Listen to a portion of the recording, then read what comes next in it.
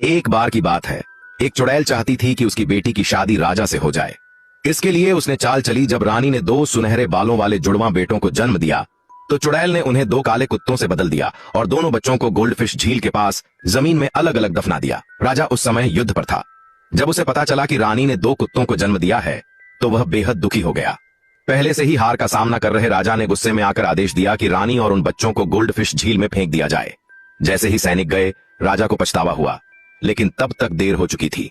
कुछ समय बाद चुड़ैल की बातों में आकर राजा ने उसकी बेटी से शादी कर ली।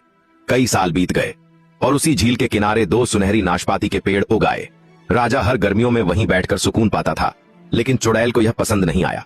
उसने बेटी से कहा कि राजा को बताए कि ये पेड़ दुर्भाग्य का संकेत हैं। राजा ने पेड़ों को कटवाकर दो बिस्तर बनवा लिए। चुड़ैल ने बिस्तरों की लकड़ी भी जला दी, लेकिन राख में से दो सुनहरी पत्तियां बच गईं, जो एक बकरी खा गई।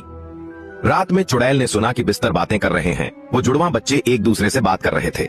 डर के मारे चुड़ैल ने राजा से कह दिया कि ये बिस्तर राजा और रानी के रिश्ते में दरार ला देंगे। राजा ने वो बिस्तर भी जलवा दिए। एक महीने बाद बकरी ने दो सुनहरे मेमनों को जन्म दिया।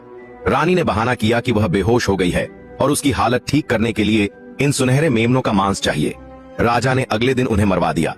जब रसोइया मांस धो रही थी, दो खून के टुकड़े पानी में गिर गए और गोल्डफिश झील में दो सुनहरी मछलियों में बदल गए। सालों बाद एक मछुआरा